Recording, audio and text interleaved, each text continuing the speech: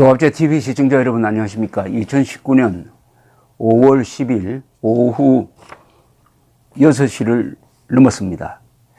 지금 미국과 중국 사이에 무역 분쟁을 넘어서 본격적인 문화의 충돌이 벌어지고 있습니다. 체제의 충돌이라고 그럴까요? 자유민주주의 미국 그리고 공산 독재 정권이면서 국가 주도의 자본주의 체제를 가진 중국과의 대결입니다. 너무나 다른 체제 간의 대결입니다. 민주주의 국가끼리는 전쟁을 하지 않는다고 합니다. 지난 150년 동안 세계에서 그런 전쟁은 없었다고 합니다. 전쟁은 민주국가와 독재국가 사이에 또는 독재국가와 독재국가 사이에서 일어난다는 거죠. 그런데 지금 트럼프 대통령이 일단 시진핑 중국 국가주석을 코로나로 모는 데는 성공을 했습니다. 어제 트럼프 대통령은 중국으로부터 수입하는 약 2천억 달러의 상품에 대해서 부과하는 관세를 지금 10%에서 25%까지 높이겠다고 선언하고 바로 실행에 들어갔습니다. 며칠 뒤부터 실행이 됩니다. 2천억 달러의 상품에 10% 관세를 평균이겠죠. 10% 관세를 25% 늘린다면 2.5배로 늘리는 건데 파격적인 거죠. 물론 이렇게 되면은 미국의 소비자도 중국 수입품을 비싸게 사게 되고 또 중국의 무역 보복이 따를 거니까 중국에 대한 미국의 수출도 제약을 받기는 하겠지만은 근본적으로 지금 미국이 중국에 대해서 연간 수천억 달러의 무역 적자를 보고 있는 나라입니다. 이 무역 전쟁을 하면은 시장을 내줘가지고 적자를 보는 나라가 이기게 되어 있습니다. 작년 말부터 미국과 중국 사이에는 이 무역 협상이 이루어지고 있습니다. 무역 협상이 지금 10차례 이상 있었는데 최근에 거의 합의 단계에 도달했다고 합니다. 그런데 시진핑이 이 합의문 초안을 읽어보고 거부를 했다는 겁니다. 지금 합의문 초안에 시진핑이 아주 신경 쓰는 부분은 뭐냐면은 미국이 요구하는 게 지적재산권을 보호하라. 그리고 중국이 국영기업에 현금을 지원하는 것. 그렇게 하여 불공정 거래를 하도록 하는 것. 이거 안 된다. 시장을 더 개방해야 된다. 그리고 사이버 공격을 못하도록 하는 법을 만들어라. 대테러 법을 만들어라. 이런 여러 가지 이 법적 또는 제도적 개선 요구를 트럼프가 시진핑에게 하고 있는 겁니다. 그러니까 법을 바꾸라는 겁니다. 법을 바꾸라. 쉽게 말하면 제도를 바꾸라. 여기에 시진핑은 굴복할 수 없다. 이렇게 해서 거부를 했다는 겁니다. 그러니까 트럼프가 그렇다면 좋다. 무역 협상이 진행 중인데도 바로 이런 대규모 관세 인상을 단행을 했습니다. 자, 시진핑은 지금 입장이 어떠냐? 시진핑 입장이 왜 트럼프보다 약하냐 하면 첫째, 시진핑이 이럴 게 더 많죠. 그러니까 미국에 대한 수출을 통해서 경제를 지금까지 발전해 왔습니다. 미국 시장이 중국의 놀라운 경제 발전, 지난 한 40년 동안 연평균 한 10%로 복리로 성장하는 이런 세계 역사성은 없습니다. 그래서 세계 제2위의 경제 대국으로 올랐었는데 그 엔진이 바로 미국의 소비시장이었습니다. 근데 그 소비시장이 이렇게 되는 거죠. 이게 문제고, 그 다음에 시진핑이가 지금 사실은 무기한 장기 집권할 수 있는 길을 열었었습니다. 그렇다면 권력을 더 강화해야 합니다. 1인 독재의 가장 중요한 포인트는 권위입니다. 권위가 무너지면은 정권이 약해집니다. 근데 시진핑의 권위는 경제 성장에 의해서 유지됩니다. 경제가 나빠지면은 시진핑의 정치적 통제력도 약화된다고 봐야 되죠. 그리고 무엇보다도 중국 사람들의 독특한 역사 인식이 있습니다. 그러니까 1840년대, 그러면 벌써 한 170년 전입니다. 아편 전쟁으로 영국, 그 다음에 이어서 프랑스로부터 치욕적인 패배를 당한 이후에 약 100년간의 내전이 있었습니다. 혼란이 있었습니다. 중국은. 그리고 그 중에는 기독교가 들어왔는데 이 기독교를 이상한 방향으로 믿은 홍수전이라는 사람이 일으킨 태평천국의 난이 있었어요. 이것 때문에 약 2천만 명이 죽었다고 합니다. 그 뒤에 또 의화단의 난, 그 다음에 중일전쟁, 만주사변, 이렇게 하면서 외부로부터 침략을 당하고 중국이 부분적으로 식민지가 되고, 그 다음에 내부적으로는 공산당이 일어나고 장개석 군대가 이를 토벌하고 하는 외침, 전쟁, 내전이 100년 동안 계속되었습니다. 그러다가 1949년에 모 대통령에 의해서 공산 통일이 되었는데 이 경험이 모든 중국 사람들 머릿속에 있습니다. 그러니까 외세에 굴복해서는 안 된다. 중화주의라는 것은 세계가 다 중국 중심으로 움직인다는 이런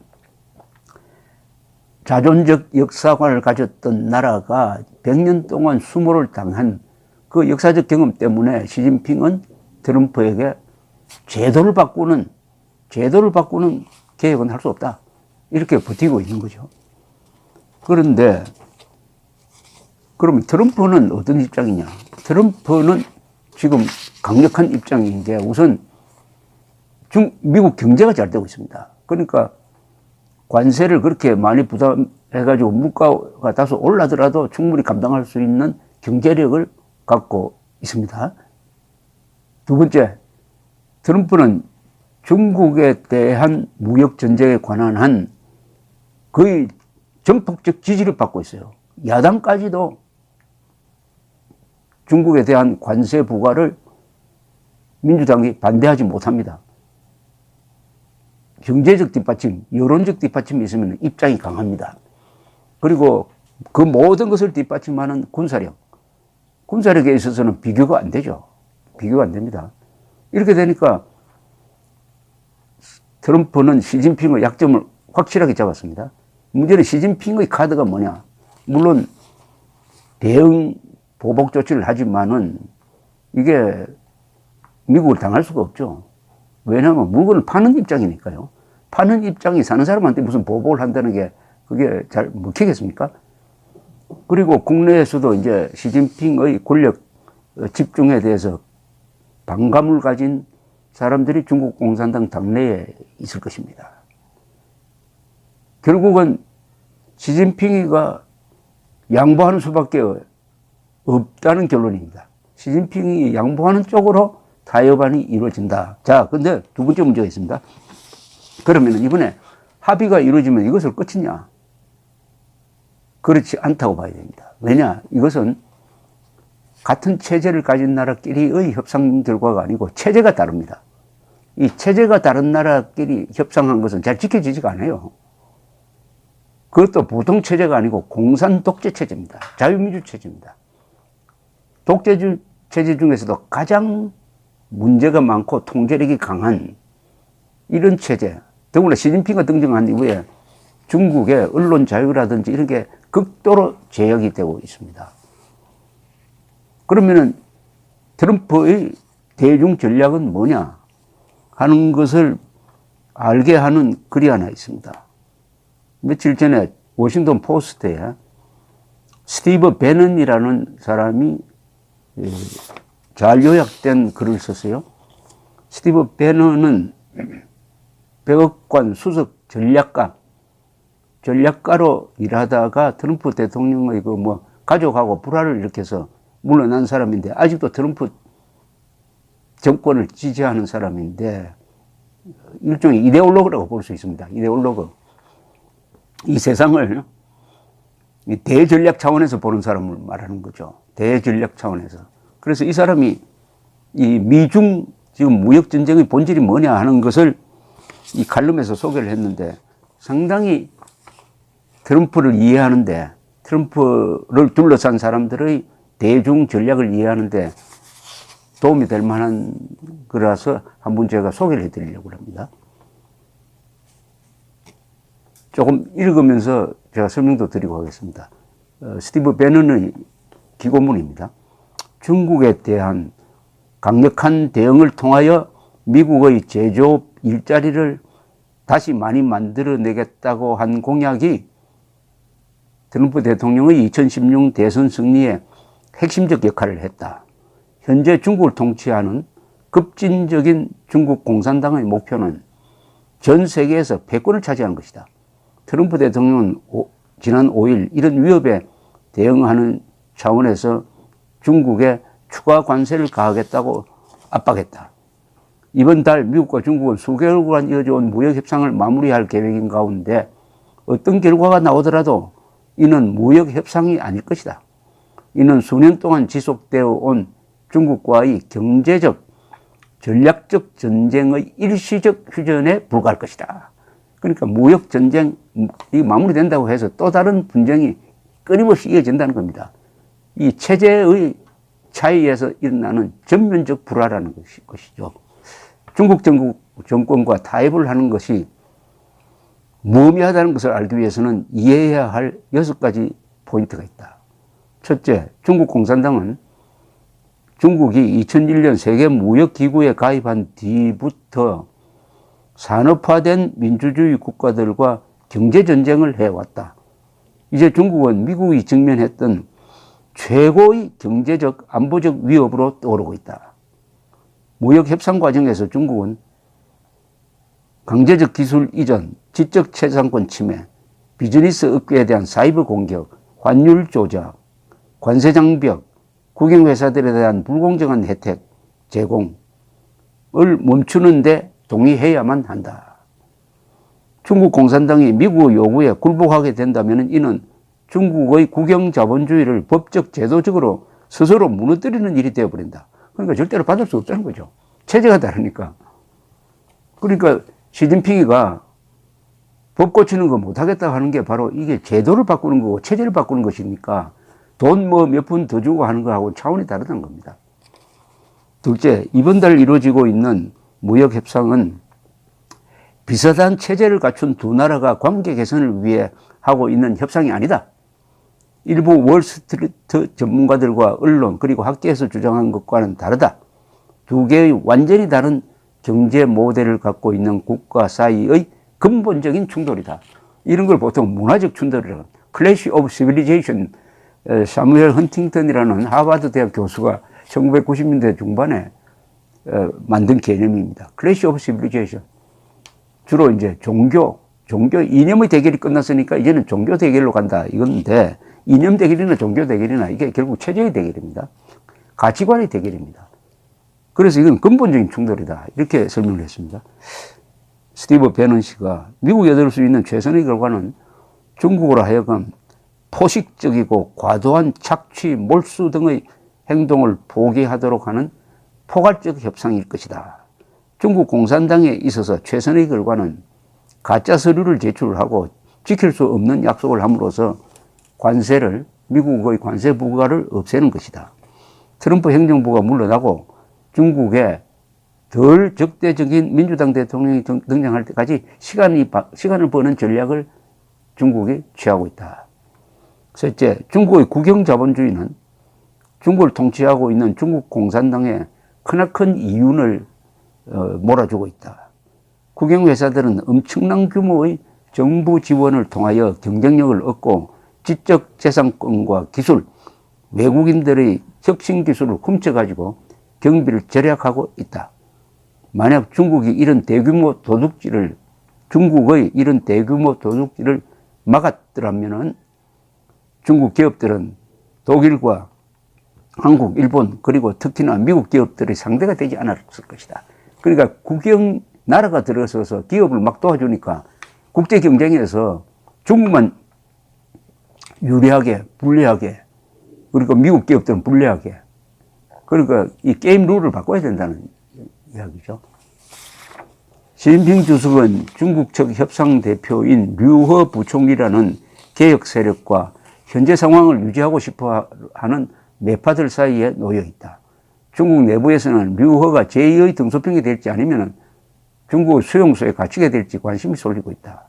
넷째, 백악관 내외에 있는 트럼프의 자문관들은 트럼프 대통령이 자랑스럽게 생각해왔던 주식시장의 상승세가 꺾이고 그 후유증으로 선거 때 중부 지역에서 패배할 수도 있다는 우려로 인해 상대적으로 불리한 합의에 도달할 수 있다고 내다보고 있다. 그러나 중국과의 합의를 이뤄내는데 실패한다고 해서 시장과 경제가 붕괴된다는 주장은 전혀 사실에 맞지 않다. 오히려 1분기에 미국 경제가 3.2%나 성장했다는 점은 트럼프로 하여금 중국에 대한 강력한 관세를 유지해야 한다는 주장에 힘을 실어준다. 경제가 잘 되니까 트럼프가 유리한 게임을 하고 있다는 이야기입니다. 중국과 대단한 합의를 이뤄내지 못한다면은 미국 민주당 쪽에 있는 척 슈머 의원이나 버니 샌더스 의원은 트럼프 대통령을 계속해서 비판할 것이다. 또한 공화당 소속인 마르코 루비오 의원이나 테드 크루즈 의원 역시 트럼프 대통령을 압박하여 다음 대선에 경선 후보로 나서려고 할 수도 있다.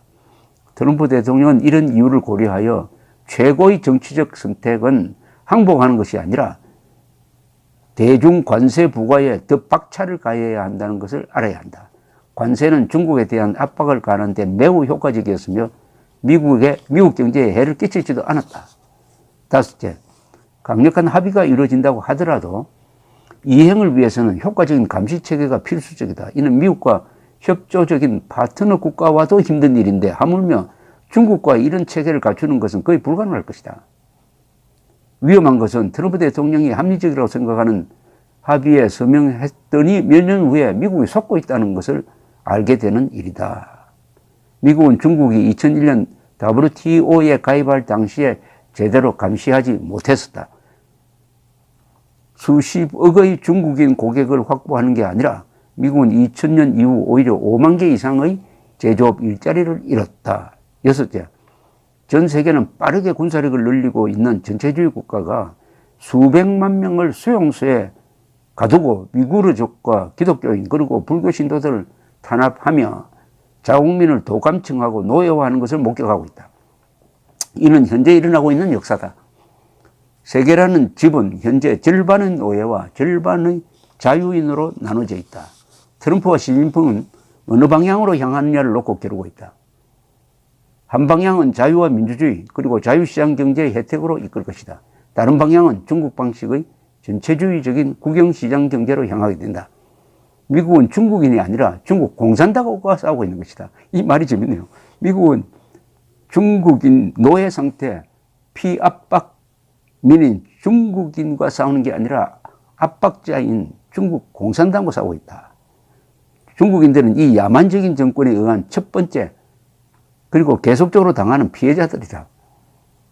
핵심은 전 세계 무대에서의 중국의 의도와 이런 야욕이 미국의 번영에 어떤 영향을 끼치게 되는가이다. 트럼프가 그의 본능을 따르고 미국이 직면한 역대 최고의 위협 대응 자세를 약화시키지 않는 것이 그 어느 때보다도 중요해졌다. 이 선전포고처럼 들립니다.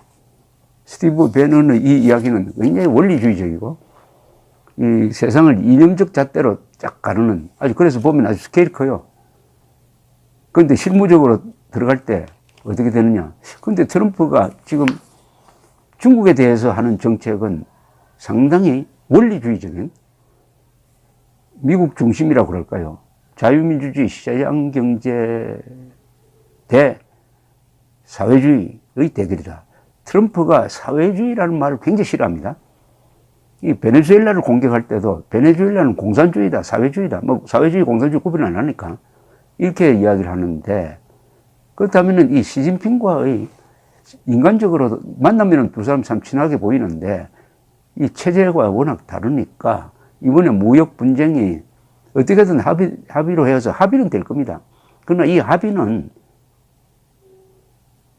전쟁을 끝내는 것이 아니라 전면적 전쟁, 총성 없는 전쟁이죠. 체제 경쟁이죠. 그러니까 중국이 문명세계로 바꿀 거냐 아니면은 미국이 중국에 이용당할 것이냐를 놓고 다투는 무명사적인, 더구나 이 대결은 한반도에 굉장한 영향을 주게 될 것입니다. 이번에 이 무역 분쟁 와중에 김정은이가 2차례에 걸쳐서 미사일을 쏜 것이 이게 오히려 중국을 도와주려고 한 것이 아니냐 하는 해석도 나옵니다. 그러니까 미국에 대해서 중국이 우리가 그래도 북한을 통제하고 있다. 우리가 협조하지 않으면은 김정은은 장거리 미사일 쏘고 또 핵실험할 수도 있다. 이것도 고려해가지고 이번 무역 분쟁에서 좀 서로 양보해서 좀 하자. 이런 뉘앙스로 해석될 수도 있다는 이야기를 하고 있는데, 어쨌든 한반도를 둘러싼 대결 구도가 미중 전면 대결 구도다. 문화의 충돌이고 체제의 충돌이다. 여기서 대한민국은 어디 쓸 거냐? 답은 뻔하죠. 선택의 여지가 없습니다. 미국 쪽에 써야죠. 자유민주주의 체제 편에 써야죠. 중국 편에 쓸래야 쓸 수가 없죠. 지금 문재인 대통령의 입장이 운변하고 있습니다. 미국 쪽에 서지 않을 때 갈 데가 어디 있느냐? 중국 쪽에 갈 것이냐? 북한 쪽에 갈 것이냐? 러시아 쪽에 갈 것이냐? 그게 뭐가 있느냐? 그 대류가 뭐가 있습니까? 고구려하면서 만주를 되찾겠다. 그것은 꿈 같은 소리고, 거기에 뭐가 있습니까? 대륙에 뭐가 있었습니까? 과거에. 거기는 주로 폭군과 가난과 독재가 있습니다. 대륙 체제. 대륙의 정치 체제는 전체주의였습니다. 주로. 미국과 중국이 대결하는 마당에서 대한민국 선택은 그것은 물어볼 불문가지다. 그것은 이승만 대통령이 선택한 해양 문화 전략. 그것을 확고해야 한 한미동맹이다 하는 것을 다시 한번 우리가 확인하는 계기가 될 것이라고 합니다. 미중 무역 전쟁이 아니라 미중 체제 전쟁이다. 세계의 향방을 결정하는 그 전쟁의 한복판에 한반도가 있다. 이렇게 보면 되겠습니다. 감사합니다.